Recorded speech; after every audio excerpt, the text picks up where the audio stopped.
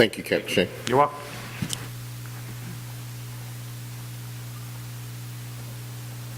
Okay, continuing on schedule, we're going to continue to kind of modify this agenda that we have. Instead of us giving an update on our bylaws reviews, I'm asked the chair to actually move down the schedule to the board trustee nominating committee for the 25-26 seats that are available.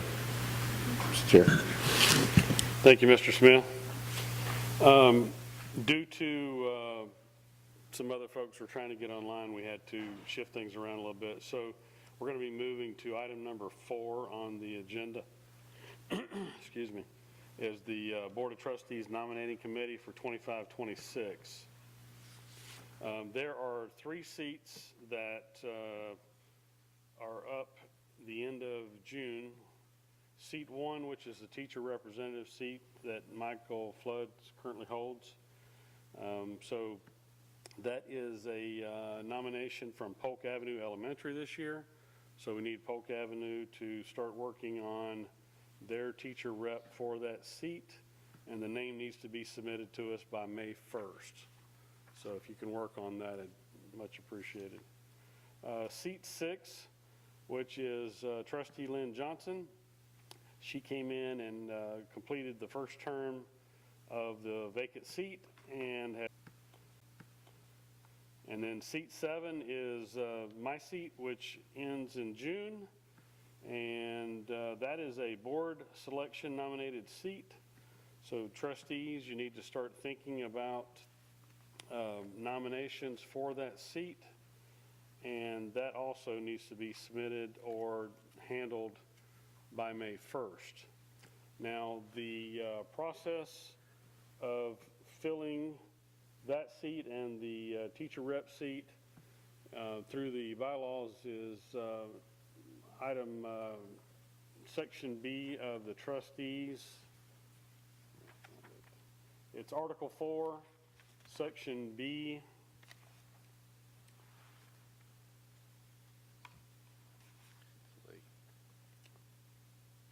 2, the nominating committee on or before March 15th of each year, the board shall name a 5-person nominating committee to oversee and perform the duties set forth. So trustees, you need to start working on your nominees for the nominating committee.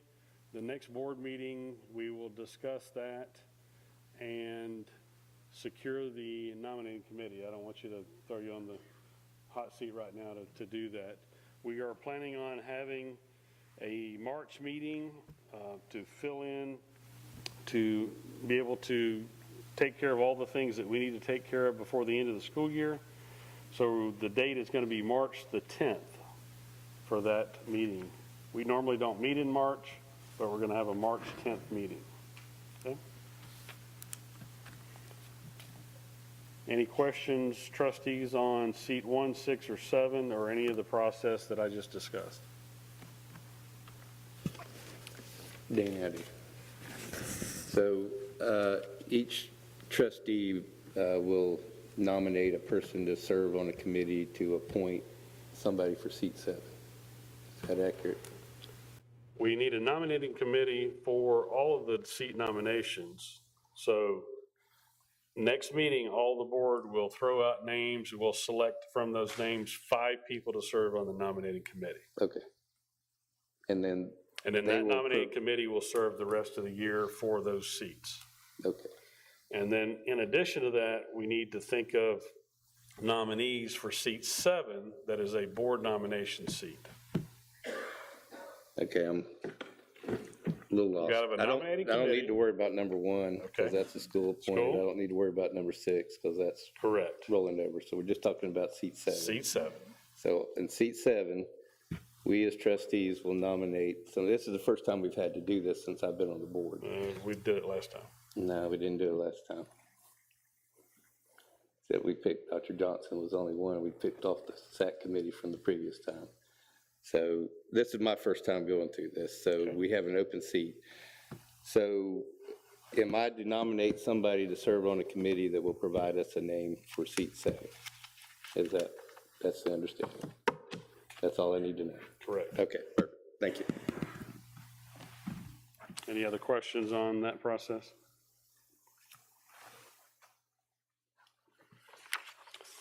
Okay. Mr. Smith, do you want me to continue on with the other section? Yes, sir, if you would, Mr. Chair. Okay, now we're going to move to section, or item number 3, which is the superintendent selection process. Dr. Johnson, I will turn this over to you since you're the chair of that committee.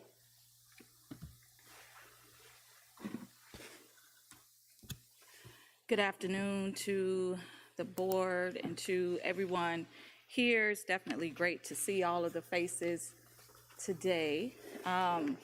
Before I talk about the selection process in terms of the superintendent, there are a few things that I wanted to talk about. I don't say a whole lot, but I do feel that there are some things that I wanted to address, being that I would chair this committee. And so I even put some notes down because I want to make sure that I don't forget anything. And so I first want to start by acknowledging that I understand that this is a very important decision.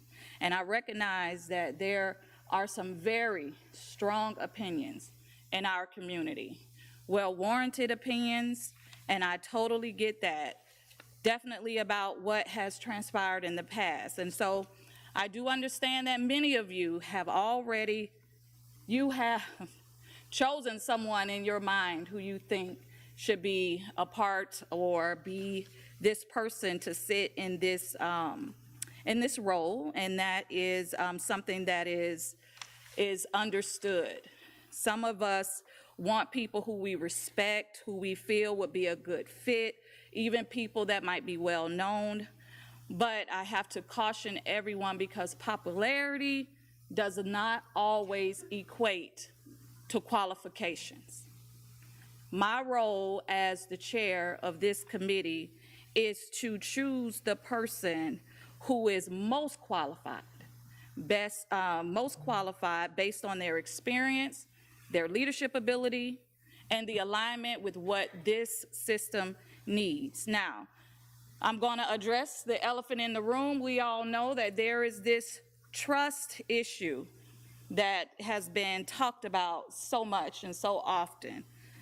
But I assure each and every one of you that my goal is to make this selection as fair and as transparent and as objective as possible.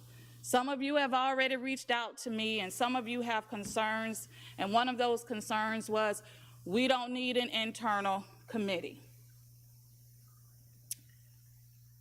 This process cannot happen without an internal committee. You need people who make up the system in order to help decide who is going to lead this system. So therefore, there will be an internal selection committee that I have chosen a few representatives. I have not reached out to anyone, but we'll get to the timeline in a minute. My goal for this process is to be as bias-free as possible. Because of my experience in HR and being a part of several committees and hiring people to lead organizations, my goal is to implement some bias reduction measures, and we'll talk about those as well, because what I want to happen is that everybody feel, that means you sitting in this room, the ones that's listening, to know that we're going to be as fair as we can in this process. Now, the job description, I guess we're going to get to next, and I know it has not been confirmed as to the job description, but I want you to know that what I do is based on that job description and who we look for. Of course, we know that the job description is not all things, and so we will also be taking that into consideration. So in terms of some things that may have happened in the past, I was not here. I was not a part of the last process. I was not a part of the last hiring. And me coming in here, I'm coming in with experience, and I'm coming in with wanting to do what's best for this system. I know that there is a lot of stuff going on social media, and I do my best to stay off social media. I know you've never seen even a comment from me in terms of social media, because I want to be as unbiased as possible in this process. And so I hope that, I don't even really know how to say it, because I'm kind of torn and wanting to even chair this committee because of so many things that I've heard and emails that I've already received and conversations of people that have already called me in terms of this process. So I'm going to be as fair as possible. We're going to implement some new processes that will ensure as much bias reduction in terms of the selection as possible. So I just ask you to just bear with me through this process and help and not hinder the process. All right? So first things first, Chairman Gill asked me to come up with a timeline in terms of hiring someone for this position. And if I am correct, we want this person hired by July 1, that's correct? That's the ultimate goal, is to get someone in here by July 1. Now, I'm going to give you some dates. These dates are not set in stone. These dates are just a guide so that you could see the steps that we're going to try to take to get through this process. So starting this week, actually tomorrow, the selection committee members will be identified. I have already identified, and I want you to know the folks that is going to be a part of this committee. We are going to have, of course, me as the Board of Directors representative, a current elementary school principal, a current middle or high school principal, a senior staff member, which will be HR, will be that position, a teacher representative, a parent representative, and I recently decided that I would like to have a community representative as well in the process. So that would be the committee. Everyone will be reached out to this week. The goal is that during the week of March 3rd, I will have my initial meeting with the selection committee to review the process. I will be using a scoring criteria. And what that means is that when we go through the first initial stage of this process, it will be a scoring method versus I think this and I think that. We want everything to be easily scorable in this case. That's one of the bias reduction measures that I'm going to be taking. So I'm going to be training the committee on how to be objective in this evaluation process. So what we call is from HR, the initial weed out process, we will use that scoring method for that. I will also implement what is known as a blind review of applications. That means that the committee will get all of the information that candidate has submitted, but it will not have any identifying information on it at all. That will allow them, hopefully, to be as unbiased as possible, along with the scoring measure to keep it, like I said, as biased as possible, unbiased as possible. So we're going to have a scoring process that will also take place as well. Why do we need this bias reduction? Well, we have to assess people based on merit. We have to assess people based on qualifications. We have to assess people based on experience, and personal bias cannot be included. I plan to not only train them on how to score, but also train them on how to not be biased. Once the initial committee has scored what they feel that each candidate is scored. We will then come together and we will talk about that scoring and sit around in the room and have a conversation. So that's how that piece will take place. So the job posting, once the job description has been approved, hopefully today, then LaQuanda will post that job, and the goal is to allow it to be posted for, if we're trying to get someone by July 1st, we can't have it sitting out for 30 days. So we're going to hopefully have it sit for 15 days to allow people to apply for the position. The initial candidate review will happen the week of March 17th.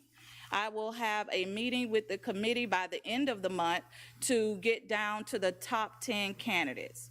Then we will bring it to the board to review and to approve for interviews. Once the board says, hey, we are okay with these 10, that selection committee will interview those top 10. So the first round of interviews is hoping to happen the week of April 28th, and the goal is to break the candidates down to the top 5. And then we will go to the board, who will conduct the second round interviews, narrow down to the top 3 finalists, and hopefully if they want an additional round of interviews, they can as well.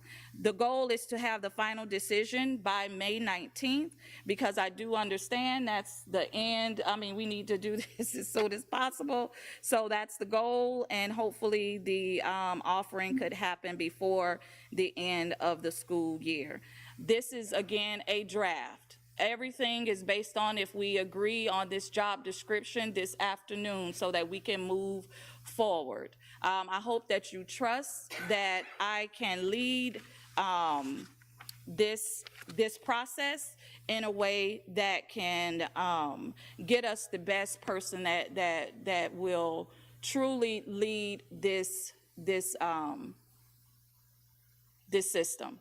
And Dr. Hutto, she knows me. We've worked together a long time, and we've been a part of hiring processes that has used some of this method as well, and it works. So for those of you that will be reached out to, you will receive an email from me. If you do receive that email, I ask that you really think about if this is something that you want to be a part of. The people that I have chosen, I think will represent the people who can help us make the best decision for this system. And so I know I probably took a little bit longer, but that's all I have. Thank y'all.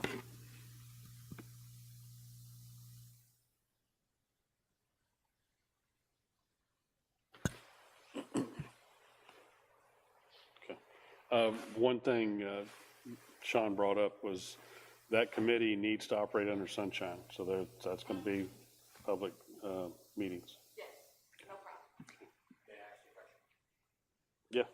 Yeah, that's discussion time. First of all, thank you, Dr. Johnson. The process you're outlining sounds very fair and unbiased, and I appreciate that. I am curious how you guys hearing me okay? Okay, yeah. Yeah, the people right next to me can hear me. I'm curious how, like, the selection of the parent and the teacher and the community member, is that just a personal choice of yours, or is there some sort of metric that you're using? Or? No, I have talked to several people to provide recommendations. I cannot speak for, I mean, you could pretty much pick anybody, right? My goal was to really choose someone people who are involved in the system. For instance, a parent that's involved in the system. One of the things that I asked when I talked to people about who would be a good person, that I wanted that person to be a part of the system. They have a student in the system, but they are also a part of working in the system in some way. So that's one of the ways that I've done it. So if I ask too many people, we will be getting Yeah, right. I understand that. I'm just curious how that. Okay.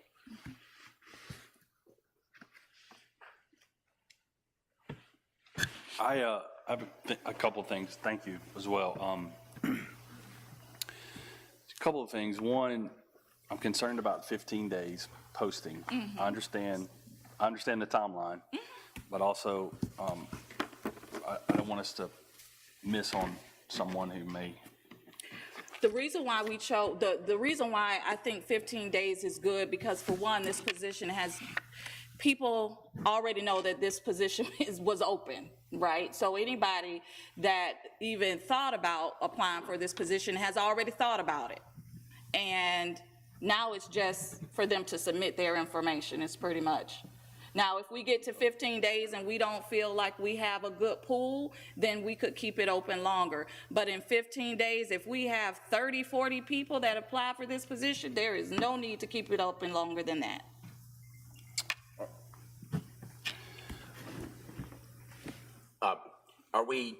How far are we casting the net?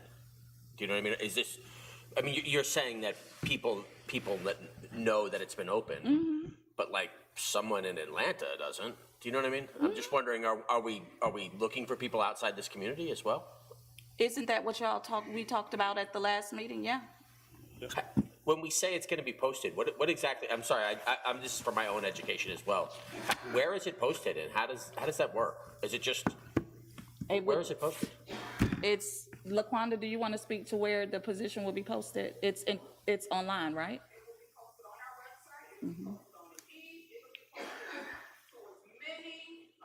LaQuanda.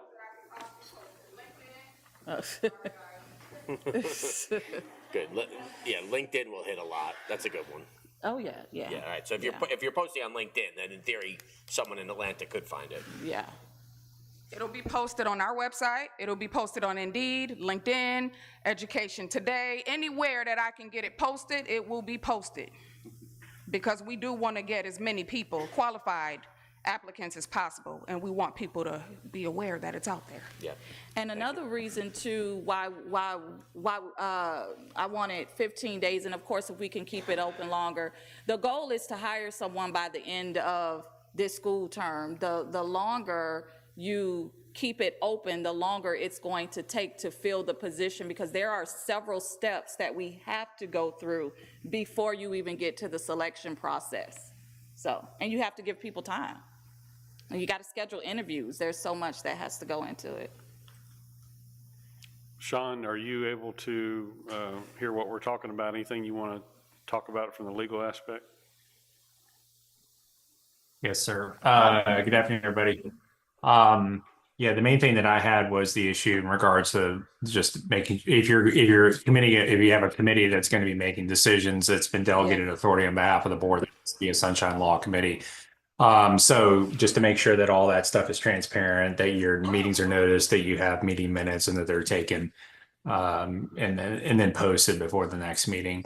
In terms of thoughts on how to do this, your posting, the only question I have, and I apologize because I'm not as familiar with all of your systems as you have, is that if there was ever any policy that was already put in place about how to conduct this search, or if there's a RFP that has to be open for a certain period of time. I think that's the main questions I had. The policy considerations, I'll leave to you guys on how to deal with that. But I wasn't sure if LaQuanda or anybody else in the entity knows if there's any existing policies out there on this.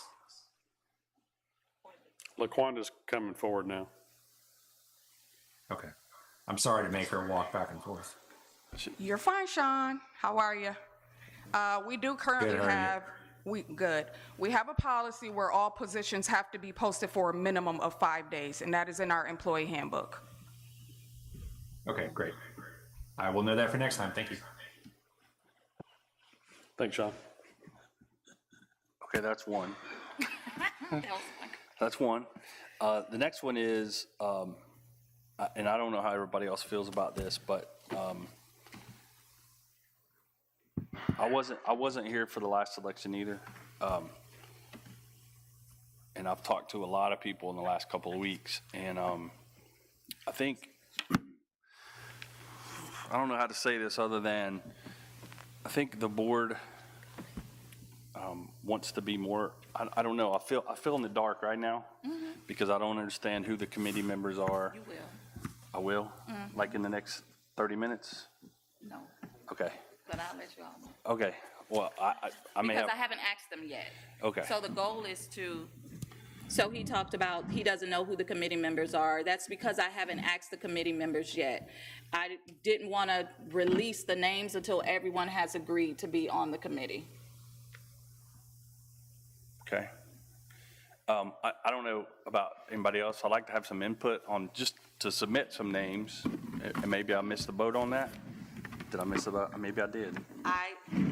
I was asked by Danny to. Oh, that's fine. Yeah, I'm not saying, yeah, I'm just telling you my opinion. Okay. And then the other part of that is I think we need to narrow down this thing about, we need to decide at what point do we, because I know we were shown 3 different ways to do this, right? In our last meeting with and so I agree with how we're going to do this. The question I have is, and then maybe now's the time, maybe now's not the time, is when we get to X number of candidates, then I would like those candidates turned over to the board. Yes. Okay. That was part of what, yes. You said top 3 or top 5? No, top 10. Top 10 Come to y'all. comes to us. Okay. Because the initial process is to weed out those that do not meet the minimum qualifications. Right. Okay. So once that has been done, then you would get the top, and the goal is to give you the best of the top 10. Okay. Which is a pretty good pool to start with. And I know it's a lot of interviewing, it's a lot of work. So Well, that's before the interviews. who does the interviewing? Well, the first round doesn't come until the board agrees on the top 10. Okay, then who interviews the Then top we would, 10? then the selection committee would do the first round of interview. The board will then, and then we would make our recommendations. But again, like it's sunshine, so it'll be all live and everything. And then the board will then do second and third interviews. Okay, I'm gonna hold my thoughts, see what everybody else thinks. Okay.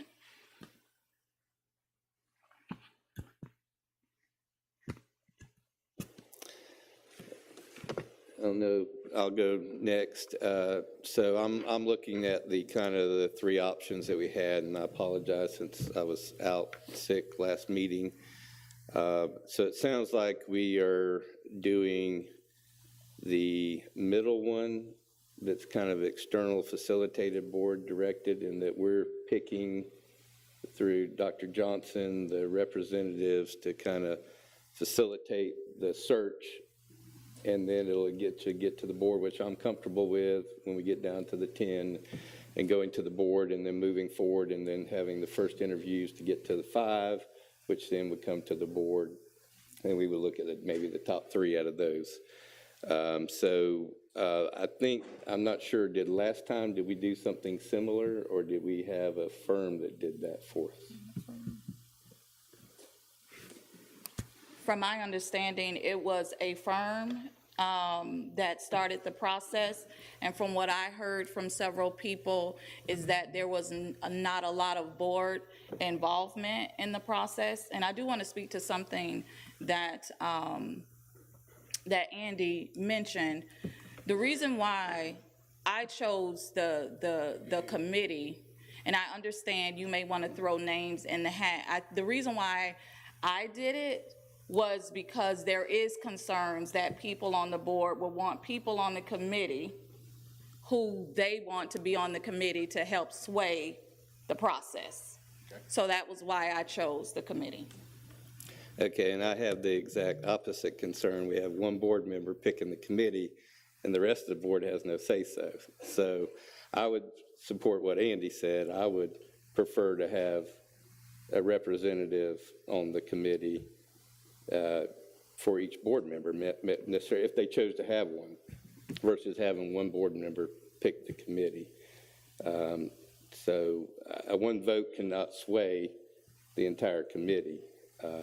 And obviously, if it's all sunshine, then it would, there should be no issues there from that standpoint. So I would be with Andy on possibly figuring out a little different makeup of the committee. I appreciate you including the principals and yourself and HR. I think those are all good choices. And I like the teacher rep, parent rep, and community rep. I'm not opposed to those. And maybe we have a couple more of maybe 2 or 3 board selection members as well that we could have on there just to add to it. Don't want to get it too big, obviously.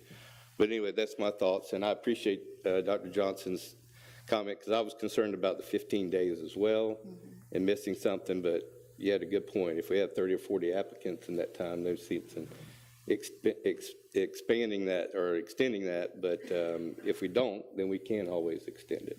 So I think that's a good thought as well. And just to speak to what you said, Brian, in terms of, in my experience, and I don't want to keep saying that I have a lot of experience in this, but I do. The more people that you have on a committee to select a person, that's just more opinions that you're bringing into the process. If the committee is a good representation of the system, meaning the positions themselves, everything else is on a scoring rubric, everything else will be open to the public. Nothing is going to be hidden. And so that's my thoughts on that. Yeah, I definitely agree with that, that you don't want to have too many committee members. But again, I value the community and the parents and the teachers here and the board that, having somebody on there that is, well-versed in the community and the parents and the teachers. Maybe, I don't know if the board, I don't want to have to vote on committee members, so, I don't think that's a good choice. But I do think that the board needs a little more input. That's just my personal opinion.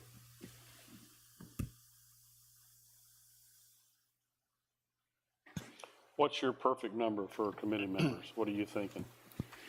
Well, right now, we have 7. That's a pretty big number. And forgive me if I missed some of it, but from what I'm understanding is the primary role of that committee is going to be to review the applicant's credentials Yeah. and call those who don't meet the minimum requirements to come up with the initial pool, correct? Yes. Mm-hmm. Okay. So there won't be any scoring in that until Well, to get down to the top 10, that's if where you the have more scoring than, if you have more than 10 that meet the minimum requirements. Yeah, we would have to score to Right. get to that point, yes. But if not, you're just going to move forward With what we those have. who meet the minimum requirements. Okay. And this is, we have to remember that we have, and I'm sure we'll have this discussion when we get to the job description piece, we have to understand that whoever, that those minimum requirements are for a reason. And I do know that from what I've heard in the past, I wasn't here, but I did hear that concessions were made and that people were able to go through an interview that didn't even have a minimum qualifications. Again, I was not here, so I just want to make sure that people know that that piece we will adhere to. And minimum qualifications is not the same as preferred, because we can list preferred. It doesn't mean that that person must have that qualification. So when you're talking about the job description, don't get caught up on what's preferred and what's not, because you could have people that have a preferred qualification, but it doesn't necessarily mean that we will not push people through the first stage that has the minimum qualifications, if that makes sense. I have another question for you.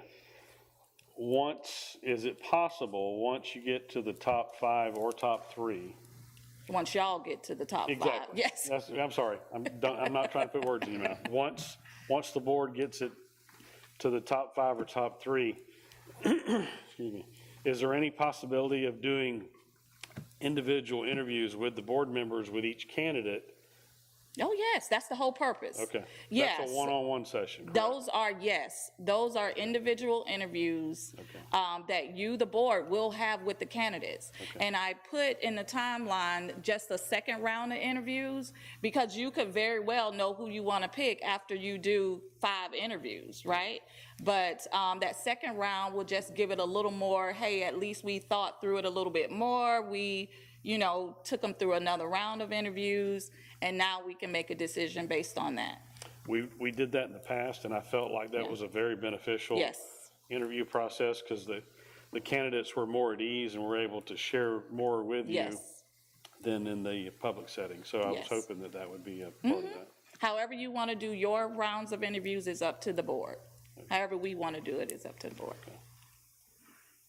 And just so that people know, I know that there was also a concern about HR being involved, and I already mentioned to LaQuanda that I would mention this, is that in the first initial phase, when we are weeding out the applicants in terms of minimum qualifications to get down to the top 10, she will not be involved in that process because she would know every name. She would see all of the information that comes in. So she would not be able to be unbiased in that sense. So that part of the process, she will not be involved in, and she is okay with that. I have a couple questions if I can. So, for one is, you talked about bias reduction, which I think that is good stuff.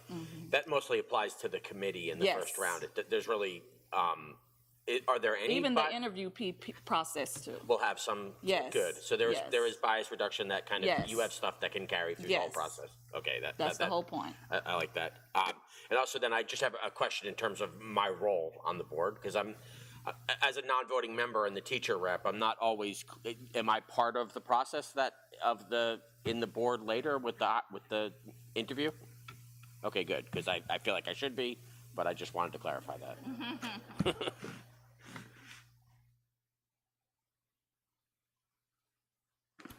I would say you and the incoming person, if when we get down Yeah, to if we that. could know who the incoming person Yeah. is, that would be good too. The question is, can we figure, do we know that?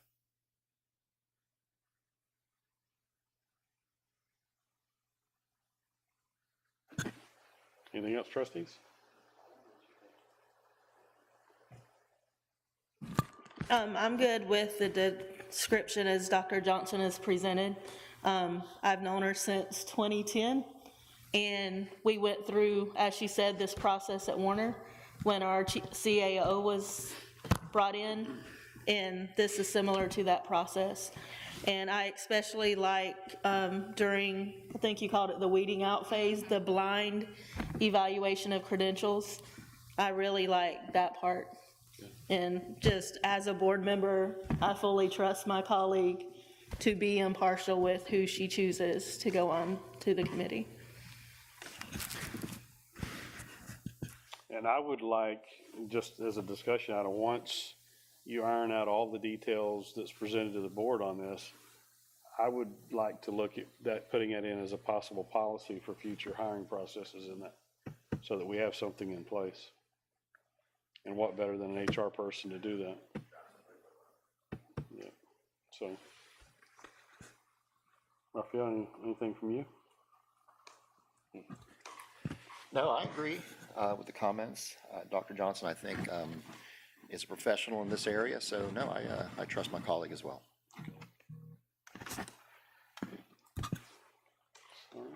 Thank you, Dr. Johnson. I appreciate you serving that capacity. Now I need everybody else to trust me in the process.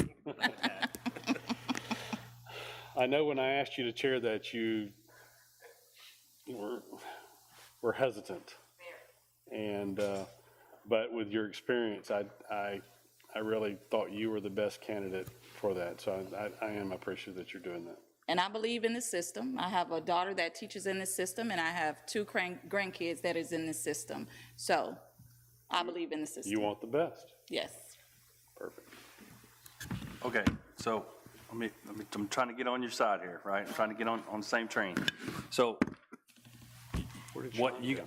I love the bias and the blind and all that kind of stuff. very familiar with how that works from corporate America. But here's the question.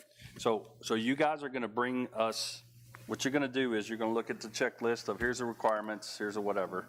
All right, this person meets it, this person doesn't meet it, right? Then you're gonna take all those people that meet it, and you're gonna take what you guys consider, or hopefully the top 10. If it's a If there are- smaller number, if Okay. it's a small number, say Okay. it's 10 or less. Okay. We don't have to do any scoring because that's the only pool that we have at Okay. that point. And then you're gonna say, here you go. Okay, all right. But I would still, actually may still do the scoring so that the board knows who scored the highest, so that when you start your process, then we could keep that into the process. Yeah, so, yeah, I'm So okay we- with that. So we would still do the scoring. Okay. Yeah. But then you're gonna pass them on To to you, us. yes. Okay. And to approve for the first round of interviews. Can I make one other comment? Does everybody understand that? Yes, go ahead, Mike. Sorry, I mean, were you done? Yeah, I'm done. I wonder, and 7 is a big number, and when committees get too big, they become unwieldy. But I do wonder whether there should be a teacher from the upper schools, the middle and the high school, and one from the lower schools, because elementary school teachers really do have, they're in a different world than I'm in. I could not be an elementary school teacher. So just because it really is kind of two different professions in some ways. Yeah. We also have to keep in mind, we need an odd number too. Oh, yeah. So you gotta have an odd number. So if you add somebody else, we're actually add adding some- 2 yeah. people. Right, okay. Yeah. And also keep in mind, the principals that are chosen also represent the system, and they represent elementary, and they represent middle and high school. So if, these are your principals, so they're part of that process to be able to speak to that elementary teacher. Well, in that case, as a high school teacher, I hope the teacher rep's a high school teacher. So, okay, so I agree with Mike on this. Maybe, and I know we've talked about LaQuanda. I know she'd probably be okay not being on that committee, kind of managing things from the back. So if we took her off the Well, she has to committee- be on the committee. She's HR, so she has to make sure that everything that we do not only apply to Sunshine, but everything in terms of regulations, in terms of just hiring policies in the law, the legality piece, we will want to make sure that she's on there for that piece. But are you saying so basically you're saying we need another person? Well, I agree with what Mike said. Maybe we have her oversee, she's the overseer of the committee, she doesn't have a voting. She No, doesn't she score, doesn't. she doesn't whatever. But the 7, because that'd be more, you were talking about a good representation, I Okay. agree with Mike. A middle school, high school teacher and a then, principal, okay. whatever. So the same number 7, But just, okay, we take her out of the firing line too, if that makes sense. okay, Just a thought. okay. Makes sense. I'm okay, I'm easy. We could do that. Okay.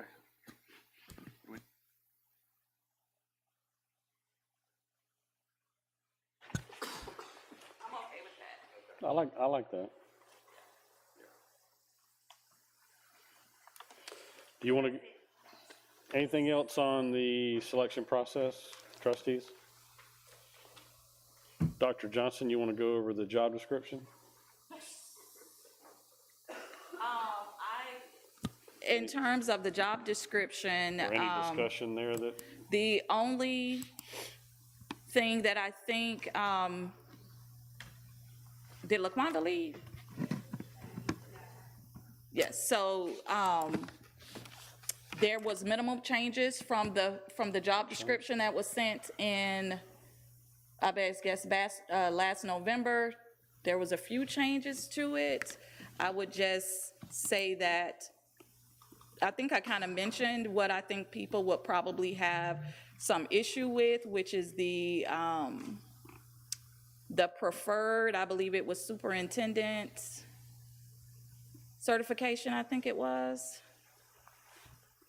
And I'm gonna be honest, I really left the job description pretty much up to her, because she only tweaked it a little bit based on the previous job description that was already there.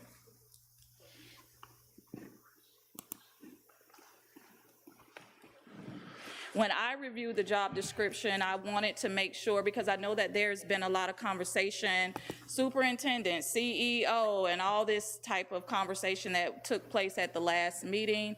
I would like everyone to know I'm in agreement with keeping it superintendent.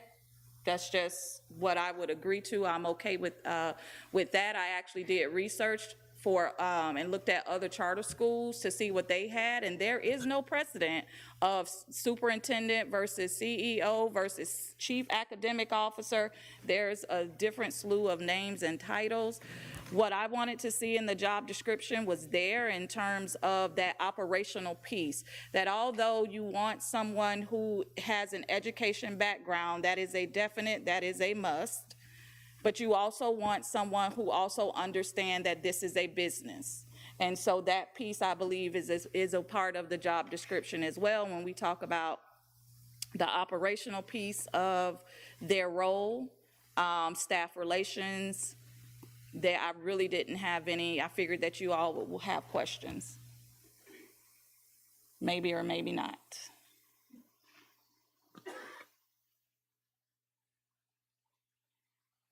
In this job description, I see that there's a section minimum requirements at the end, and then as I look at the different descriptions, some are listed as required and some are listed as preferred, and some don't say either. So what's that? The only ones that's not required is what says preferred. Okay. Preferred means that we would love to have it, but if we can't, that's okay too. Okay.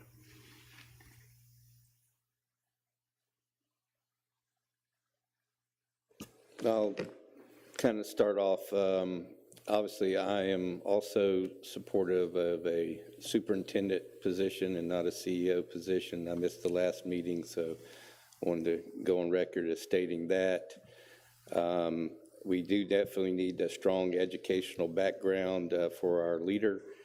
Our product that we produce in our business is education, and how can you run an education system if you don't have an educational background? So I see that we've got the preferred experience as a superintendent or associate assistant superintendent, obviously not required, which I'm comfortable with. I mean, obviously we would prefer that, but we've got required as an experienced principal and a teacher.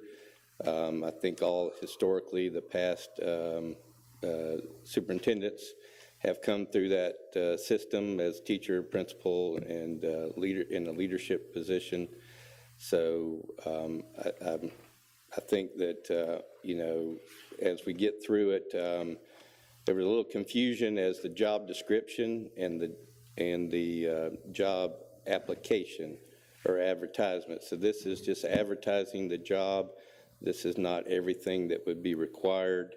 There's a lot of specific details in the job description that we have on file for the last superintendent that's not in here, but we don't need to get that detailed when we're looking at advertising for the position. We need to be kind of exactly what we're doing here. So I think this is pretty good here.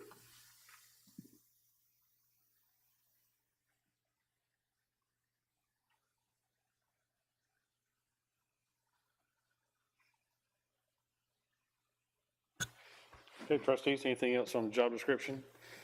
Are you seeking approval for this at the regular meeting? Okay. All right. Any other questions now before we move on?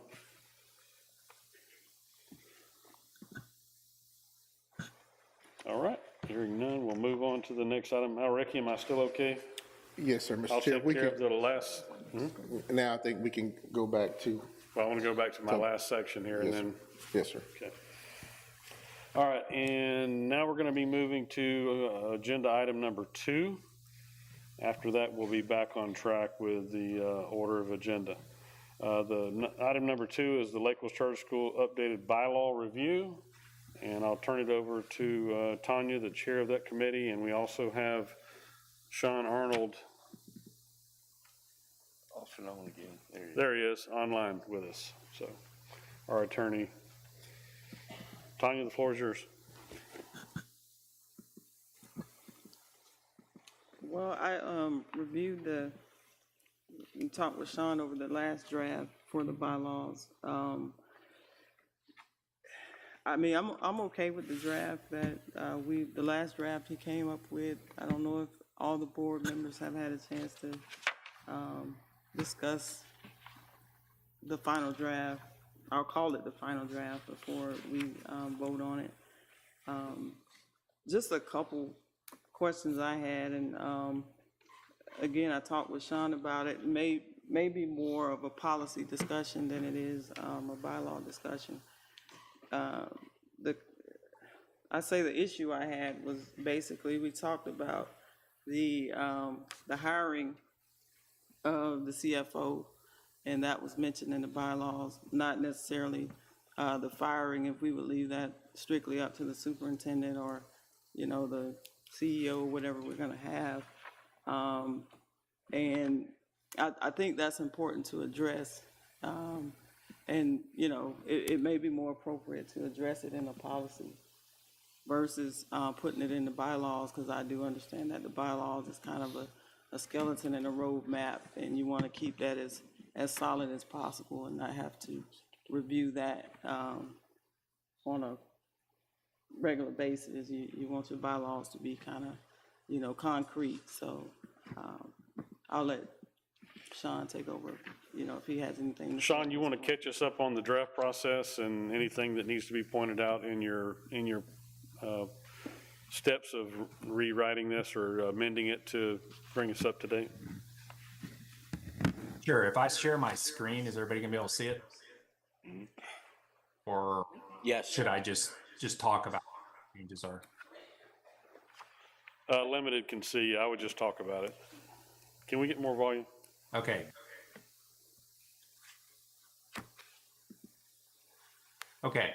So We'll iron out the technicalities of this for the next meeting, Sean, so it'll be a little more seamless. Yeah, no problem. I understand. Okay, so board members, again, good afternoon. What I've spoken with Tanya and with Danny in terms of like the changes that were made was cleaning up the language in some, and if you have it in front of you, Article 4, Section 7, talking about finishing the language in there about putting the statutory language about resignation and removal. Also, the language we discussed last time in regards to the board liaison, which is the parent representative, and the principal attendance at the meeting, which is not just this workshop, but the meeting that you're going to have subsequent to this. So that's in there. There was a little bit of changing of names and some capitalization changes that were made on page 5. And as I get to some substantive things, I'm gonna pause for everybody to chime in. On the top of page 7 of the what I sent around, which is under powers and duties, there was the idea about the superintendent evaluation. There was a sentence at the end of it that seemed kind of superfluous. It was talking about submitting the forms to the director of human relations and other things like that. I took that out because that's not really necessarily something for the bylaws. And where I want to slow down and have a conversation with everybody is as I get into Article 5, which is the officers. So what we took from, and I know this is going to be a point of discussion for the board, so I'll introduce it, Danny, and then let you guys discuss. There was discussion last time about the officer positions, and remember, officers doesn't mean that these are necessarily board members, and the last 3 people would not be board members, but that there would be a chair, vice chair, secretary. We talked about treasurer, and that's an officer position that I think should be in the bylaws for you guys to consider, and you talk about who that person may be. But then also officers would be superintendent, chief financial officer, and also I put down chief academic officer. There was a lot of discussion about that potential position. I don't know the consensus was reached about including it or not including it. So I put it down here for the point of discussion to have, and Danny, it might be a good idea to pause there and have that discussion. So this document, as I presented to you, again, would have 7 officer positions, 4 which would be board members, chair, vice chair, secretary, treasurer. and then 3, in essence, staff positions, but would be officers of the corporation. So those positions are always filled.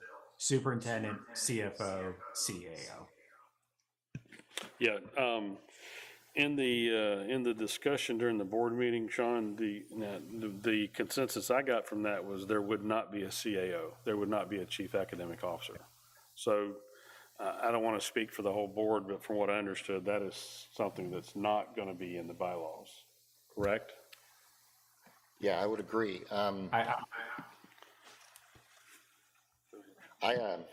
First, I just want to say that I respect all my colleagues up here. And I did have a talking point at the last board meeting, really just to share some new ideas and have discussion. Obviously, that discussion really didn't have any traction behind it, and that's okay. I discussed certain organizational structure changes, but I believe the pleasure of the board is not to go in that direction, and again, like I said, that's okay.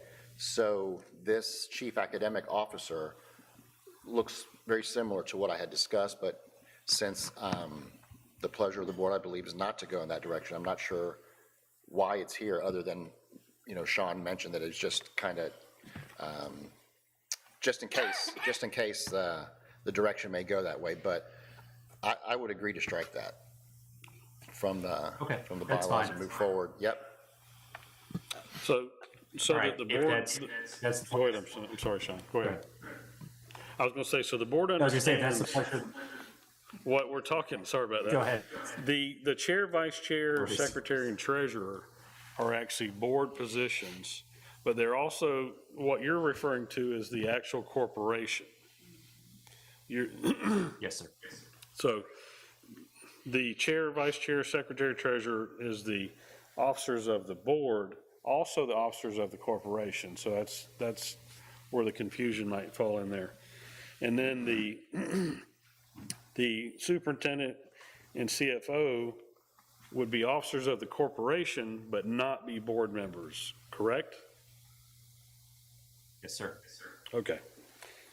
So I think that paragraph striking the CAO and taking it out everywhere it's in the document, I think would cover everything that, all the questions I had. Me too. Great. I'm in the process of doing that then. Yeah, Melissa and I both just took away from the conversation that it was enough to leave it there, but I certainly understand I certainly understand everybody's position with that. So, okay, so we have the duties of the secretary are in here. One thing I do want to just briefly mention to board members, this idea about being the treasurer in case somebody approaches you about being that position. It is not that you have to be financially fluent or anything like that. We changed this slightly to be more of like the board liaison treasurer type of position to the CFO in essence. So the duties of the treasurer would be to have, you're all members of the board have fiduciary duty over the money. All of you guys are responsible for it. All of you guys vote on a budget. All of you guys, it's one of the highest duties that you have is to safeguard public funds. What is in here, it talks about ensuring that there are certain processes in place and that these things are being done, but you're working in consultation with the superintendent, with the CFO in the preparation of the budget. You're the board member who really digs into the numbers and checks to see that those things are there. But you're not tasked with some of the professional regulatory things that come along with being in some of those positions. So anyway, so I wrote it up that way. In some other instances, the board has a position where it's a professional and somebody's in that and takes on those types of responsibilities. And so that is not what this says.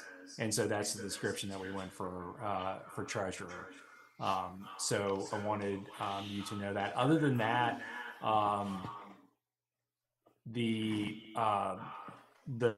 most of the rest of the changes until we get down to management are very just kind of perfunctory. Down in superintendent, we memorialized what we believed were the sayings of the findings of the board or the wishes of the board. one of which Danny just covered, which is the idea that however the superintendent shall not be a member of the board, they can't be a member of the board because they can't be a paid employee of the school and be on your board for sunshine compliance or for under many different reasons. You employee of the school can't be on the governing board. The superintendent will have the power to hire and directly supervise the principals. The superintendent shall directly supervise the CFO as well, and the superintendent in consultation with the treasurer and CFO and the principals shall create the budget and will be responsible for submitting the budget. So basically, it's the superintendent's budget. So I believe that was the wishes of the board, and I believe that's what we captured here. But I want to pause for a moment there, Danny, just to make sure that the board is all, this would be a time to have a discussion about it if anybody felt differently. No, I think you captured. Anything else, trustees? Nope. I have a question. Nope, I think everybody's good, Sean. I have a question. Okay, great. Tanya? Yeah, I'm kind of wondering if I missed something. I know Trustee Unsueda mentioned, he brought up some talking points at the last meeting, and I don't know if there was more discussion on it that I missed, or, because what I'm understanding is the board, and it's okay either way, but what I'm understanding is the board is, we're just gonna stick with superintendent, and That was the consensus I got from the last month's meeting. that's the consensus from, Yeah. okay. So it wasn't voted on or anything, I'm just making sure I didn't miss anything, because, It was just during discussion, never made it beyond that. And I can, because I wasn't here at the last meeting, but I did get a chance to listen to it. And the reason why I brought it up earlier is because I did listen to the meeting, and I did do some research, because in actuality, I agreed with Mr. Unsueda to a certain degree.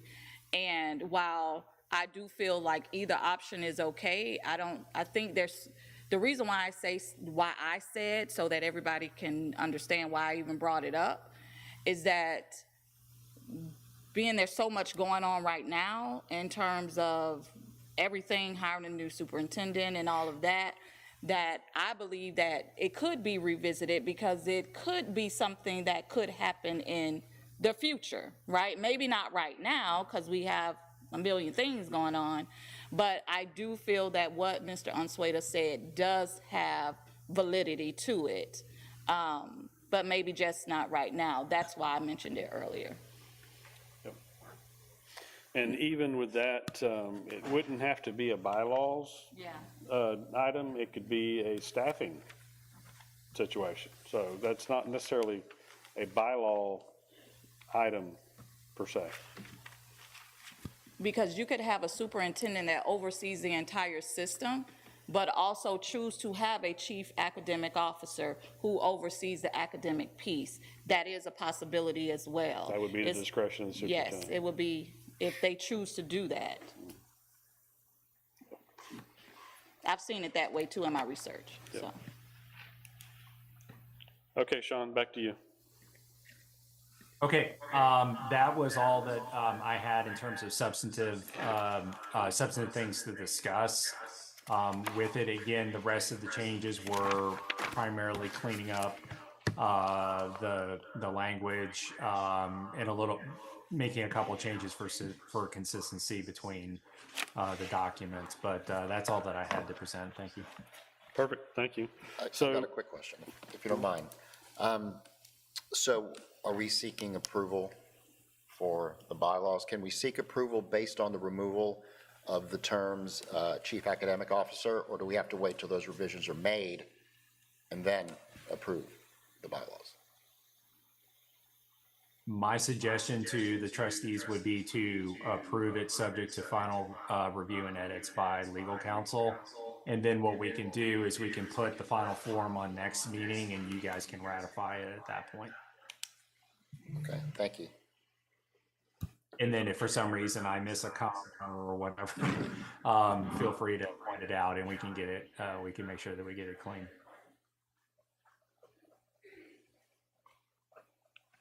Perfect, thank you. All right, Ricky, the meeting's yours. Sorry I took so much of it. It's okay, Mr. Chair. Thank you. Thank you, Sean, also. Yeah, thank you. So, moving on to, continue the agenda, we're gonna move to the revised budget, 2024-25 budget document. One of the things I wanna highlight, because we're running a little bit short on time here, is that with this particular document, we typically go through our revision at a period once we've went through Survey 2 and actually counted our students for the first time in the fiscal year. We've actually captured our students during Survey 2 during the October survey. However, the Florida Department of Education has not released the actual FEFP calculation, which is the third calculation that really identifies where our funding is, our revenue funding is. So this budget is actually presented on the best calculation available, which is our the second calculation. It does not represent the state's overall revenue elements. However, we've had the schools to go through, make adjustments to the functional areas that they have. We've accounted for the projected expenditures that we have. And as I expressed to the school principals at the principal meeting, myself and the finance team will go back. Once the third calculation is released, the actual calculation of what revenues represent for the rest of the remaining of the year, we'll go back and we'll look at and redo those calculations. If there is a budget shortfall, I'll bring this document back to you for approval with further cuts or reductions or recommendations for adjustments. If the revenue are slightly higher, or seek that the board allows for myself and the principals to move forward with allocating those funds to the program areas of the greatest needs. And therefore, we won't bring the document back if the revenues are higher than what we projected right here. Two things that one thing I want to highlight is that within this budget across the system, the adopted budget, we requested $700,000 to spend towards, from the fund balance to spend towards our consulting, or I'm sorry, our, not consulting, our cleaning company, a custodial company, and the schools are absorbing the difference of that contract. We also have $118,000 of fund balance that actually is being proposed, very similar to what we did last year with Janie Howard Wilson for our self-contained units, where we're spending additional funding in that unit. And we're going to set aside a separate budget for the 25-26 year so we can have more in-depth conversations about that. And hopefully, the new superintendent be around at that time, and he or she can weigh in heavily on what we do with those students at Janie Howard Wilson and how we serve those students. So what you have in front of you is a budget, again, that's presented with the actual student counts based on our October surveys, but a high level of estimate using the FEFP calculation, which is the calculation 2, which is, again, DOE's best calculation at that point in time. The third calculation typically is out in January, but it hasn't been released. And once it's released, we'll redo that. Any questions on the budget as it's presented? And I know Brian and I have had some conversations. I'm sure he wants to jump in and share his thoughts. Yes, Alric, appreciate that.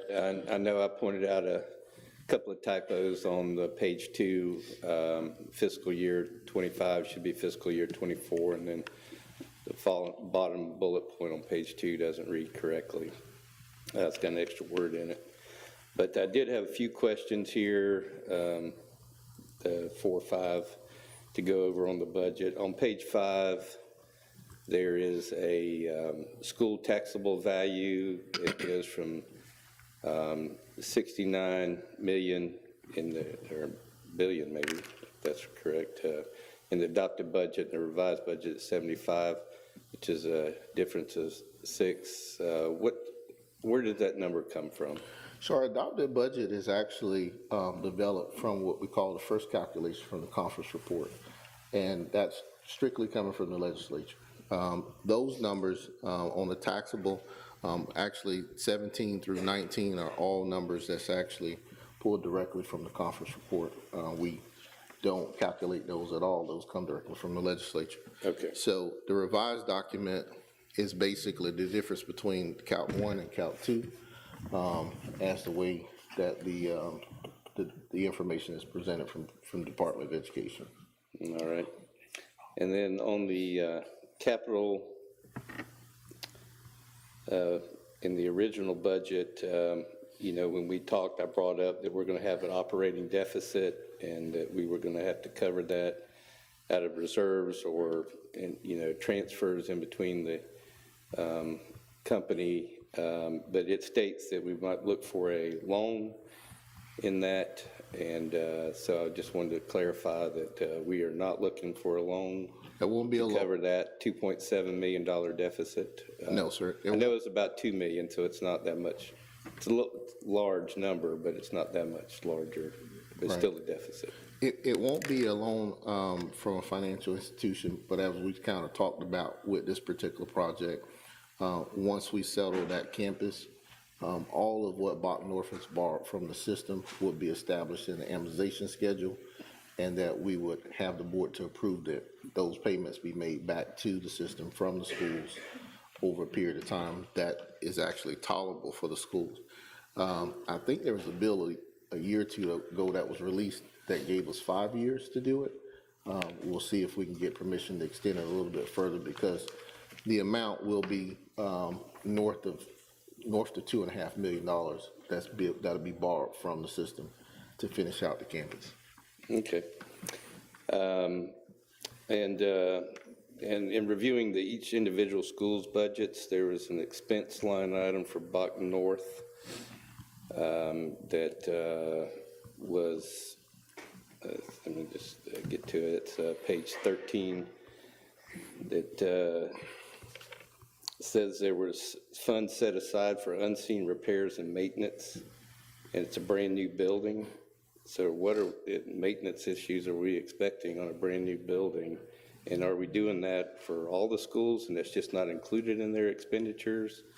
And Well, again, these, the individual budgets are initially prepared by the schools and what they anticipate some of the costs be. That particular line right there, because I'm pretty familiar with that campus, really represents costs related to the portables. Although we rent the portables, we're still required to maintain certain parts of it. Those portables are a challenge. Every year we have to do, you know, all sorts of maintenance. They take a lot of beating, wear and tear with. If you visit the campus, you'll see how much sand comes inside of it. Sand along with water on the floor wears the floors out significantly. So we've had to do quite a bit of repairs. So Bach North anticipates some of those additional costs related to that. I think this year we've also had to pay to have them tarped during the hurricane season when it was heavily hurricane, because with all of the rain and the way they put them together as a seam, you know, they're portable buildings that create moisture and other issues. So there's a lot of maintenance costs and other like repair costs that goes into those, and that's where you would find that additional cost for those. do you happen to know what the number is that we put in there? Not offhand, but I can get it for you. That's all right. Yeah. I don't need to know it specific. I just know if you had it offhand. And the last thing it is, could y'all send me a copy of the budget that we approved back in July 22nd, so I could kind of compare it to the revised budget? The adopted? Yes. the Yes, sir. adopted budget. We Okay. can get you a copy of the adopted. All right. That's all I had. Thank you. Any more questions on the budget document? Okay. Next up is the January financials. In the interest of time, we won't go through much. I'll just try to stick to the balance sheet, because there's not much activity that's beyond what we've seen in the past. Looking at the balance sheet, our assets are actually down just slightly, $212,000 from the previous month of December. and our liabilities also decreased by 181,000.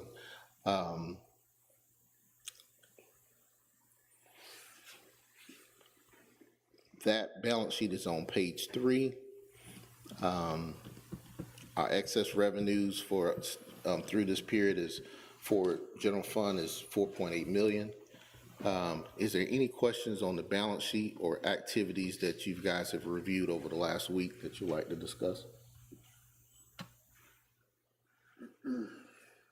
I don't have any questions. I just have one comment to point out to everybody that we do have $11.4 million in debt, which is why capital funding is a big subject. And of course, I'm chairing that subcommittee, and I'll have an update when it gets time for that. So that I didn't have any questions there. Thank you.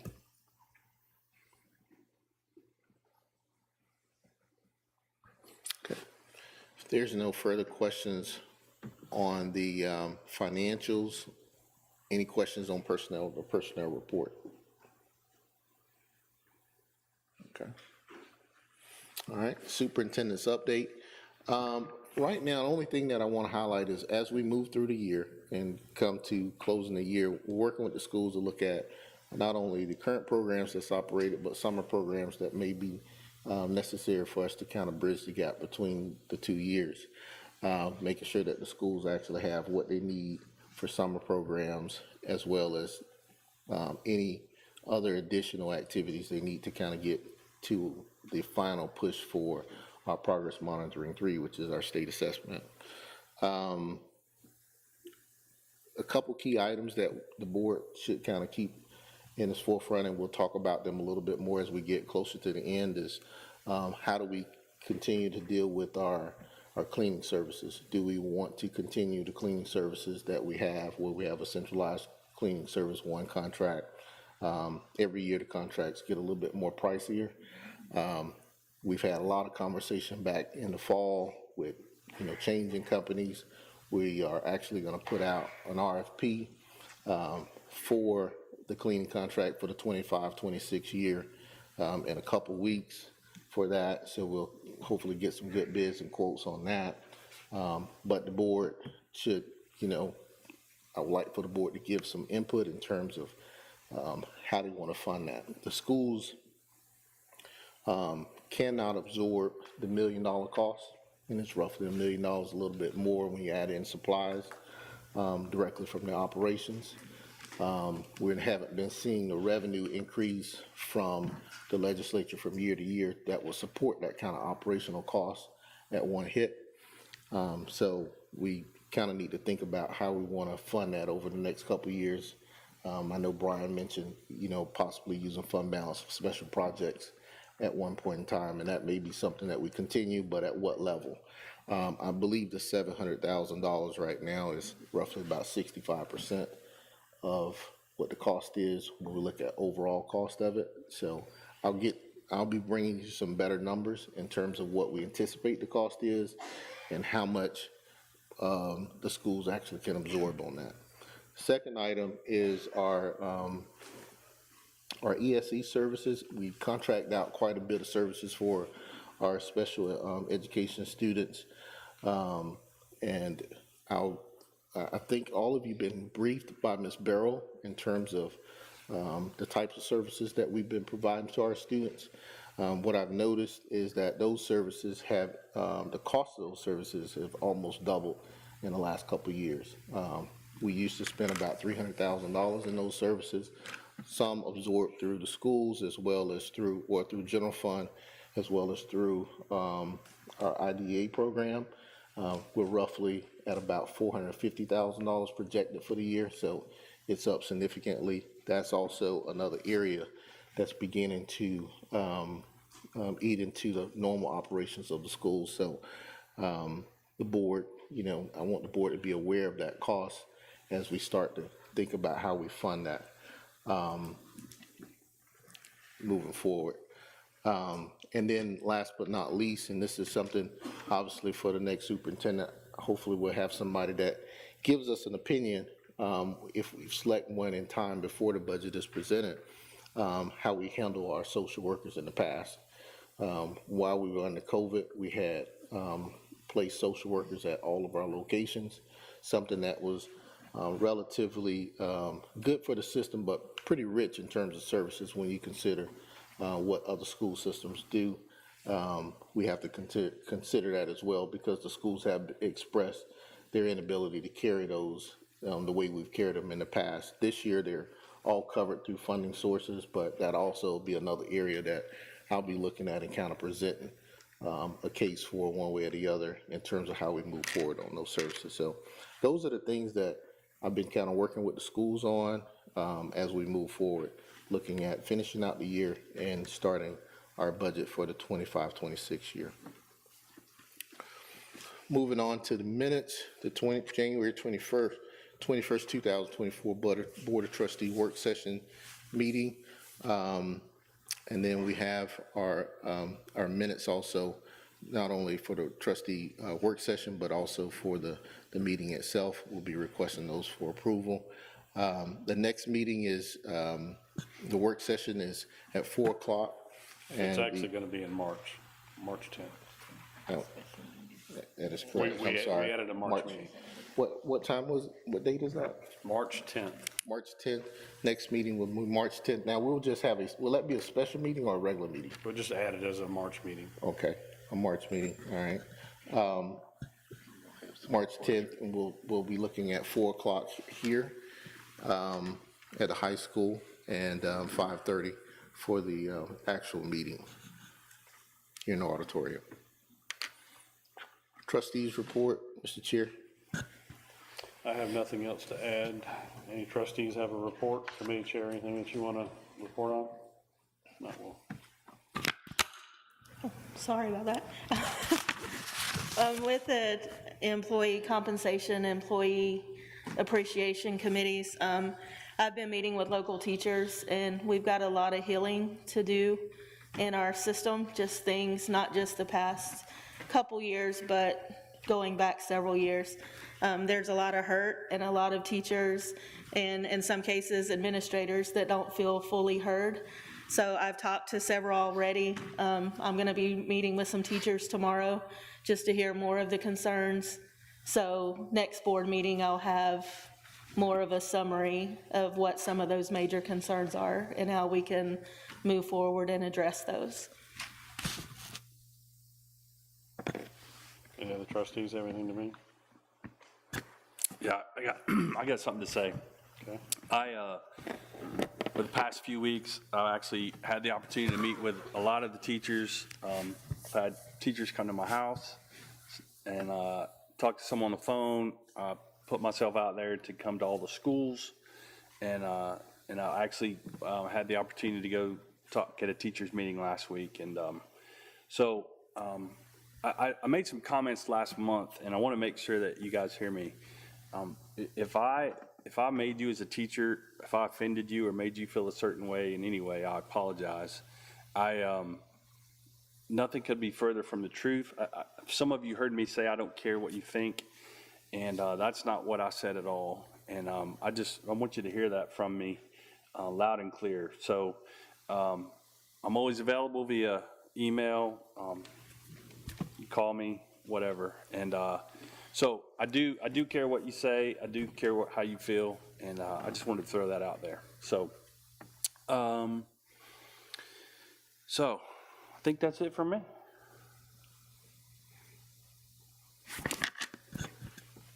Anybody else? Brian?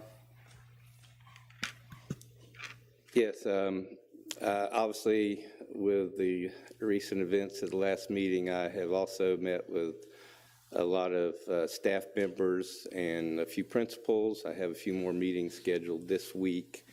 As a board member, I want to hear that input, because if I don't hear that input, I'm voting my feelings on a matter and not what the system's feelings are on that matter. Obviously, Mike does a great job of relaying for the teacher rep position on the board.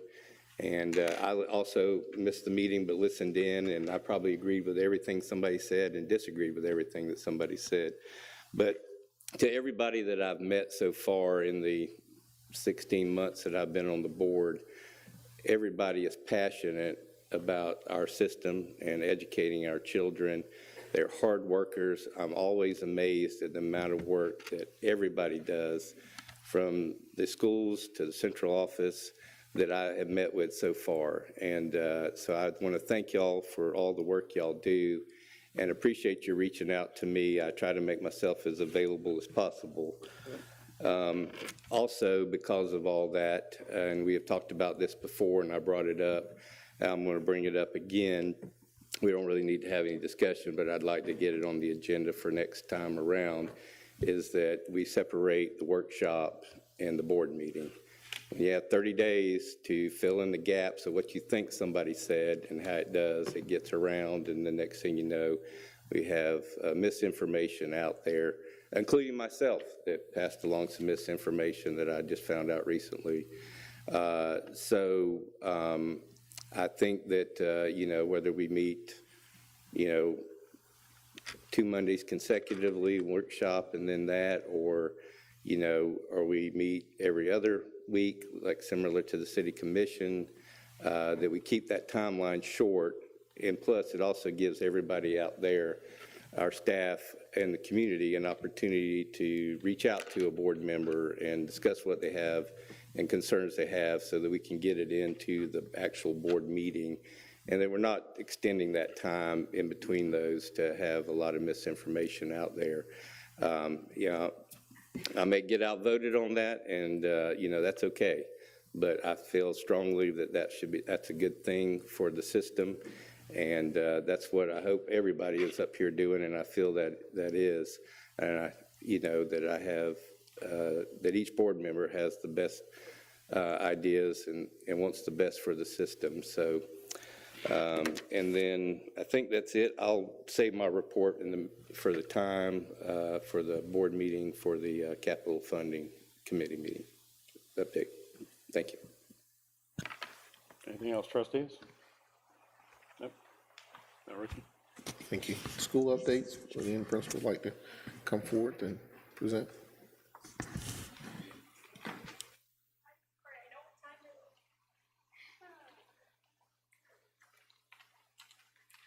I just have a couple of things really quick.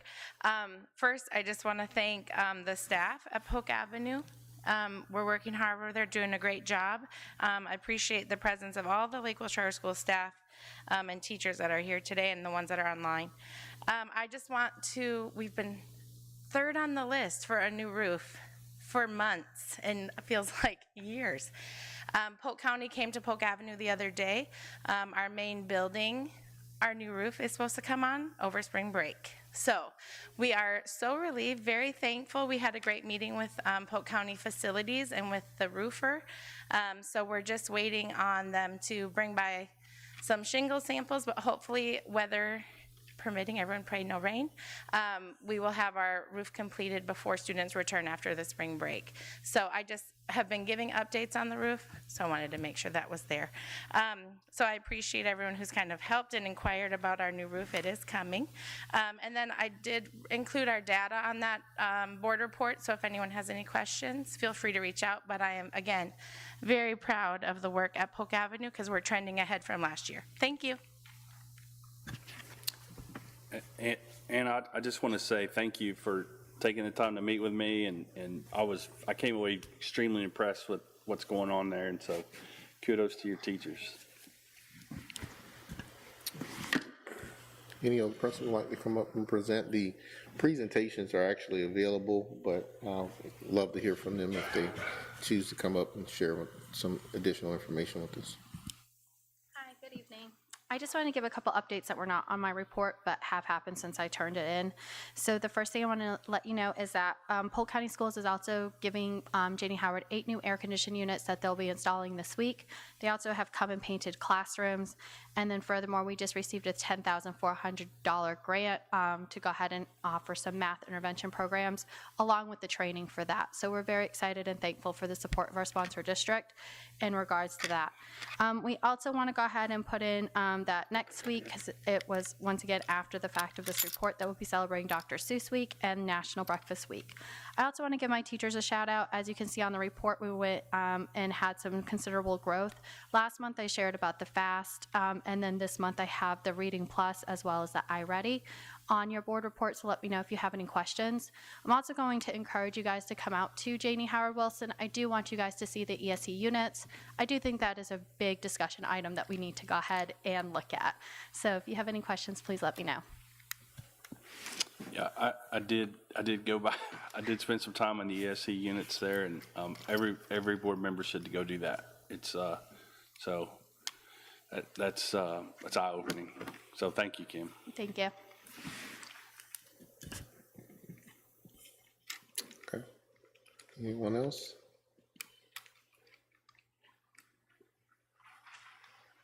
Okay, thank you, Ricky, I principals. wanted to comment real quickly. I love the principal updates, the way it's being done now and given to us. That's a lot of information. So principals, thank you for doing that. Really do appreciate it. I agree. Okay, is there any other business for the good of the cause? Board members? All right, means adjourned. Okay, trustees, you okay with turning and going and starting the regular meeting? Go for it. Let's do it. Okay, go to the bathroom. Okay. Andy's not. It's okay, Andy. It's okay. 2-minute break. We're all gonna blame you, but it's fine. He won't give it 2 minutes. 5 Ready? minutes. All right, we're gonna go ahead and call the meeting to order. Everybody's been waiting on us, so we're a little bit behind, so we'll go ahead and call the meeting to order. Pastor Andy, can you lead us in the invocation and pledge, please?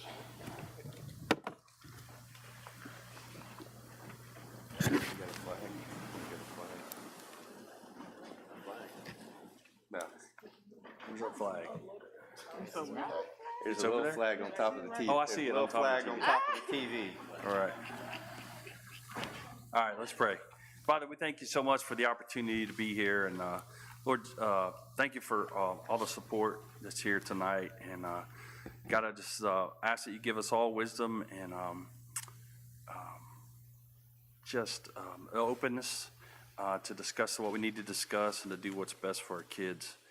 And we'll give you the praise for that. It's in Jesus' name I pray. Amen.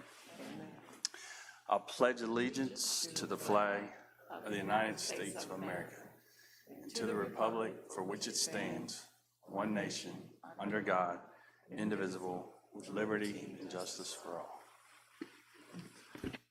Thank you, Pastor Andy. Folks, forgive my voice. It's running out on me, so I'm going to hang in there as long as I can. One item I need to adjust, item K needs to be moved up ahead of D, so that's the one provision I need to change. And then the next item on the agenda is the approval of the Board of Trustees meeting agenda. I'll seek a motion for approval. So moved. I have a motion by Dr. Hutto. Second. Second by Raphael. Any comments or questions? Hearing none, all in favor signify by saying aye. Aye. Those opposed? Motion carries. Next item is the approval, we're going to move into the public comments. And Marie, do we have anybody signed up for speaking on behalf of agenda items? One? So far, but I Okay. think there are others out there that wanted to speak. So the first one that you have is Viola Kirby. Okay, we'll call Viola Kirby.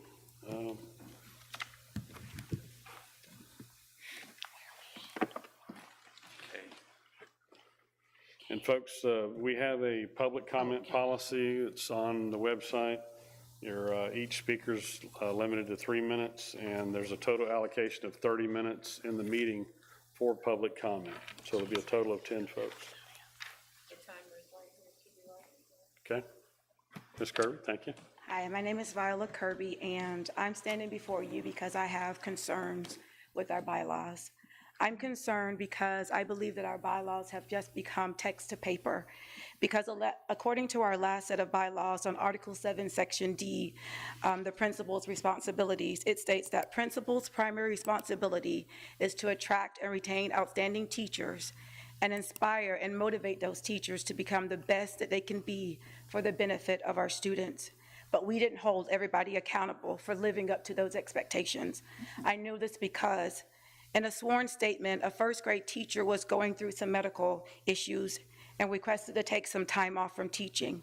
The teacher contacted her homeroom parents to let her know that she would be leaving. And according to a sworn statement, Mrs. Barrows got upset, walked down to that teacher's classroom with Mrs. Paget and told that teacher to stop what she was doing, pack up her things, and leave the campus. The administrative secretary walked to Ms. Barrows and told her that she didn't handle that situation right, that she did it in front of the kids. Mrs. Barrows asked, "Is she crying?"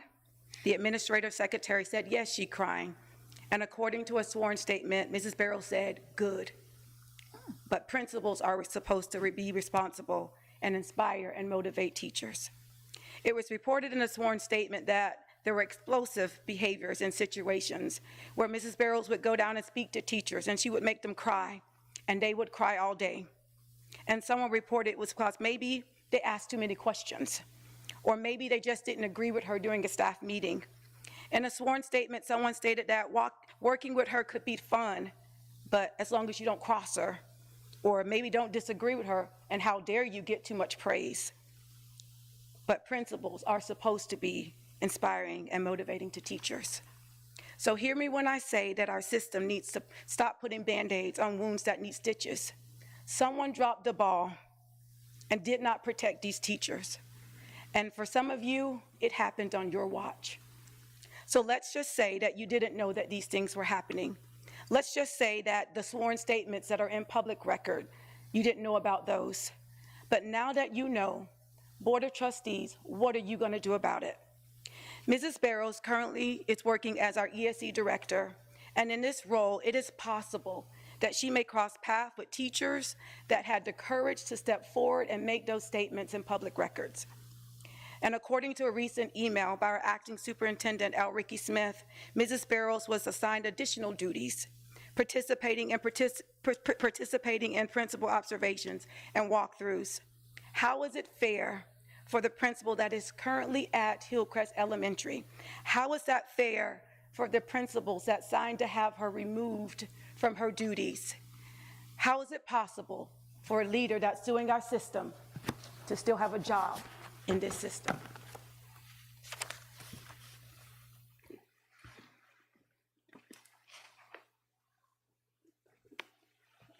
Marie, do we have anybody else wanting to speak on behalf of an agenda item? Is there anyone else that had an agenda item that you wanted to speak on? Do we have another meeting? Agenda only. If there's an agenda item that you guys would like to speak on, this is your opportunity before we move on to the non-agenda item.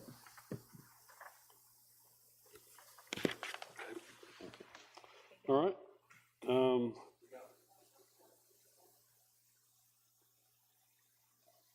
She's a non-agenda. That's non-agenda. We'll call you again. Sure. It'd be, yeah. Yep. Later in the meeting.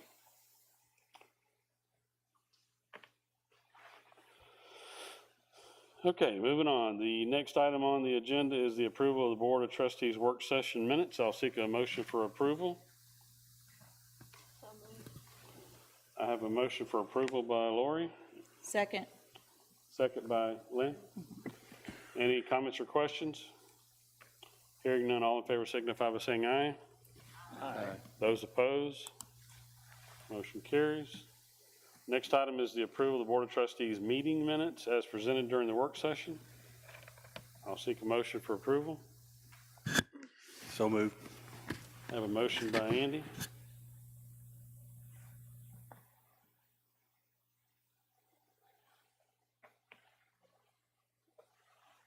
I have a motion on the floor. I have a second by Tanya. Any comments or questions regarding the meeting minutes? Hearing none, all in favor signify by saying aye. Aye. Those opposed? Motion carries. The next item, item G, is the approval of the Lake West Charter School updated bylaws. We will be seeking a motion for approval with the requested changes to be done by legal counsel during the work session. I have a motion by Lori. I have a question. Yep. Perhaps I'm, Tanya, second? Okay, I have a motion and a second. so did I misunderstand counsel that he recommended to make the changes and then present for He vote? requested making the approval with the recommended changes. Okay. Yep. All right, so those recommended changes are in process? That's part of the motion. Yeah, okay. Correct. Thank you. So, yeah, the motion is update, or approval of the bylaw, the updated bylaws with the requested changes submitted to legal counsel during the work session. Very good. Yes. Okay. We have a motion and a second. Any other questions or comments on the motion? Hearing none, all in favor signify by saying aye. Aye. Those opposed? Motion carries. Next item on the agenda is the approval of the superintendent selection process as presented during the work session.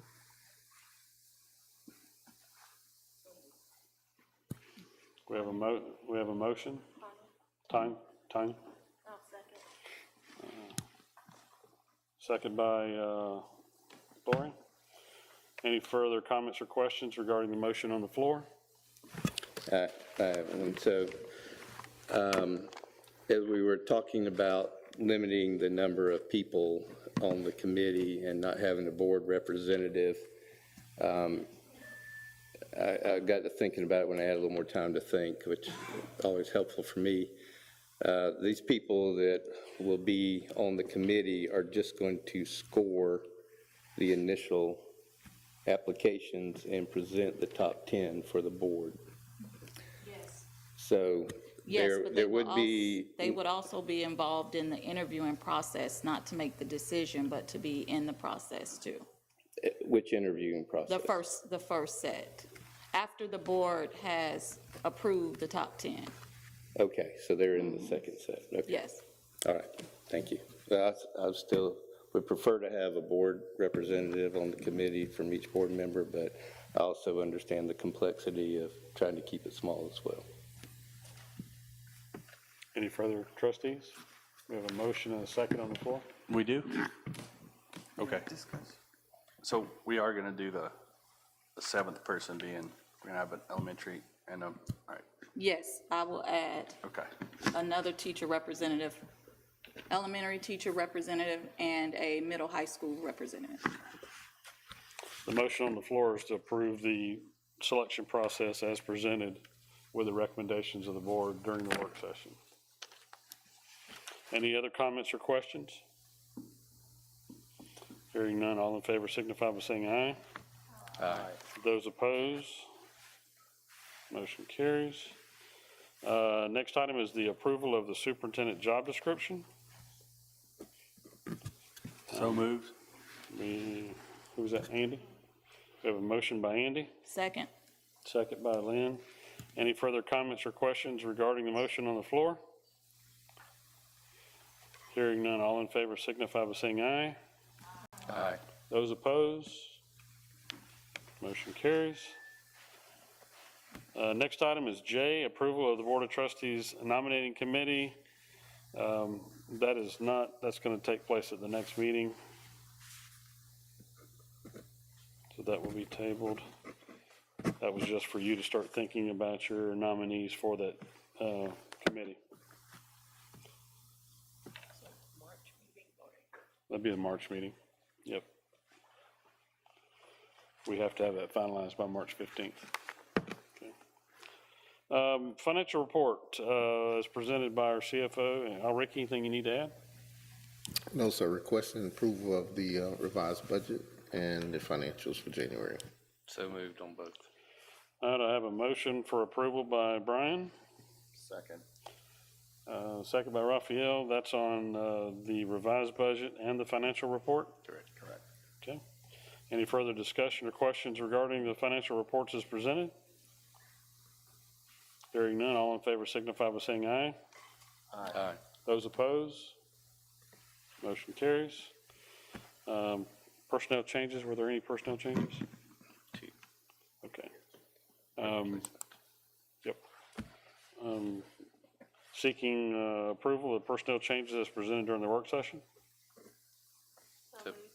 I have a motion by Lori, second by Brian. Any further comments or questions? Hearing none, all in favor signify by saying aye. Aye. Those opposed? Motion carries. Superintendent report. Ricky, anything you want to add? No, sir. No additional information other than what was in the work session. Next meeting date, you'd like for me to announce that, March the 10th, here at Lake Wales High School. At 5:30. Next meeting, March 10th, work session at 4, meeting at 5:30 here in the auditorium. Yes, sir. Okay. Moving on, section number 4 is scheduled persons to address the board. And this is non-agenda items. So the first one we have signed up is Christina Morales.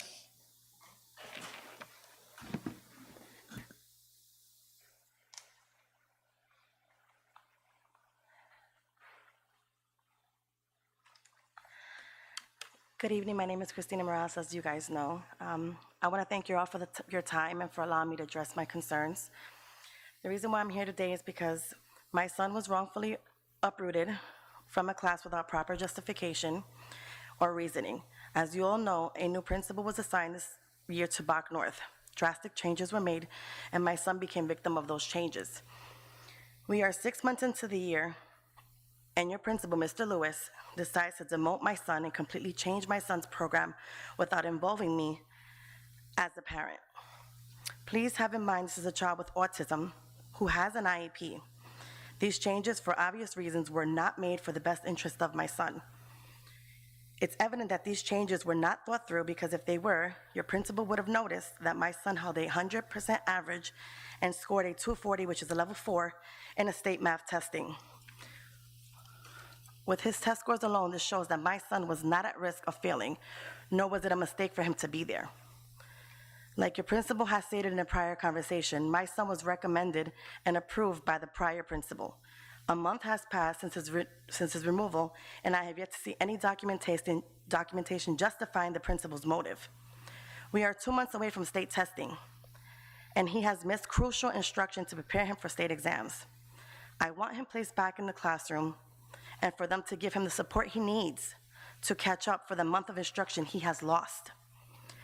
The lack of communication, respect, and urgency from an administration coming from both the school and the standing superintendent is unacceptable. I did all that I can do.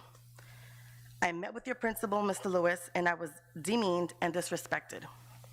I then went to your standing superintendent in January, and he told me to give him a week. In fact, it took a month only to send me back 114 pages of some papers that told me nothing, and he did not provide me with any of the documentation I had requested that can show me that how they came to their conclusion. The 114 pages he sent did say he needed to be recommended and approved by principal, and that was what was done. What gives the new principal the right to take away all that he has earned? Grades don't lie. I understand schools need to make changes, but not at the expense of my son and with no grounds. In fact, my son is sitting in a math classroom with a teacher that is not certified in math, and he was also placed in a language arts class with a teacher whose license is expired and teaching out of field. So you guys tell me, how is this supposed to benefit my son or any child to uproot him like that at this time of the year? How is this beneficial for him? It's not. It's not fair. Where's the documentation that I asked for? I wasn't given any. I did my part. I've emails sent to all of you, emails sent to the superintendent, emails sent to the principals. I've done meetings. Nothing. Ms. Morales, your time's up. Thank you. Thank you for speaking. Thank you.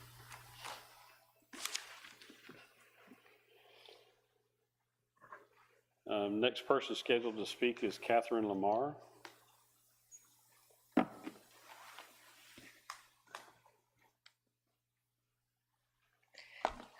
Thank you for allowing me to speak today on this very rainy day.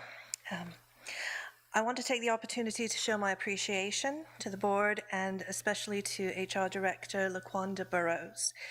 Sounds like you're facing some really big issues and you've got some really big clouds to deal with, but I want to bring a little bit of light into the situation and remind you that it's the people in the system that makes everything better. People like LaQuanda Burrows, and I'm very grateful for her. When it was brought to the attention of the charter office that the substitutes were being kept late without pay at one of the schools, it was LaQuanda Burrows who stepped up. She made changes to the system when others didn't, so now the times align. She is very passionate about standing up for the least of these and making sure the substitutes and paras are taken care of and treated ethically. We substitutes do look forward to mid-March when the oversight in payroll will be entirely rectified. Little light through the rain clouds, thanks to Ms. Burrows. And that's what all of this is about. It's about shedding light on problems. It's about shining light on solutions, and it's about all of us gathering and bringing the light we have to make everything brighter. So I thank you for the light, and I also ask you to bring it too. Thank you. Thank you, ma'am. Do we have anybody else scheduled? You can't, all right. Can't engage. Is there anyone else to address the board?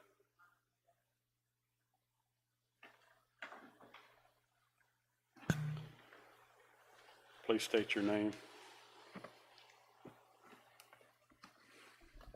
How are you doing, guys? My name is Carl Fish. I live here in Lake Wales. Have for 30 plus years. Have 2 kids that went through the charter system. Love the charter system. I'm also one of the co-founders of the Daily Ridge. We don't have a problem with the board. We're happy with the system. We love the system. I know most of you and have known you for many, many years. Stuff does come out in the media that unfortunately doesn't always paint the light that everybody wants. And so sometimes that looks poor on some people. But I wanted to take a moment and just first of all thank each and every one of you on the board that is here as a non-paid person. This is not a paid job. You guys do a ton of work for nothing, and we appreciate that. That does not absolve you from criticism, though. So unfortunately, that's the way it is. There's a lot of concern with the people and the public, and a lot of it has to do with transparency. You have rot, you need to cut out the rot. The question is, did you cut out all the rot? I don't know because it wasn't very transparent, but it's pretty obviously from everybody on the board that voted to get rid of Dr. Adolfovich that something was wrong and needed to happen. However, there was an investigation. There was a lot of stuff in that investigation that nobody else knows about. There were issues at the central office that Adolfovich talked about. Are those being addressed at all? Particularly emails that are impossible to have to the public without a records request that gets to the public. And it was very bad. There's a leak in the central office with your emails. That's a fireable offense, easily enough. Is there an investigation into the office? Are we going to get rid of all the rot so we can move forward? This is a $70 million budget you all are working on. And there's great people here. I know Andy. I know Raphael. We had an hour and a half, 2-hour conversation. Can't get better than Lori Huddle on the board for a professional in the educational industry. But people are upset that they don't feel there's enough transparency through the rest of it. Let's get rid of all this rot. I am 100% behind new bylaws by a business or an attorney firm that knows what they're doing. We should all be happy we have that firm here. 70% of the charter systems uses this attorney firm. You guys are going in the right direction, but you got to get through everything else. 24 seconds left to go, but, you know, I believe Robin Gibson that said there were issues in this investigative report that would not be favorable on everybody else. How have we done anything with those changes? We need to work on that, or you're never going to get the community behind you. And it's a shame because, again, each one of you are giving up your time. You could be at any other meeting, you could be at any other cause, but you're here for the kids of this community. And I think we're all here for the kids of this community. So thank you so much for your job, but finish cutting out the rot. Thank you, sir. Anybody else?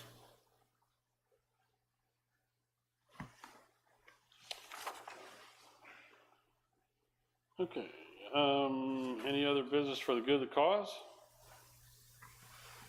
Hearing none. Chairman's report. Trustees, again, I want to thank everybody for the committees that they're serving on, the chairing committees. I know those are duties that you're taking on above and beyond what your regular board seat is, so I want to thank you for that. Principals, administrators, thank you for what you do in your schools.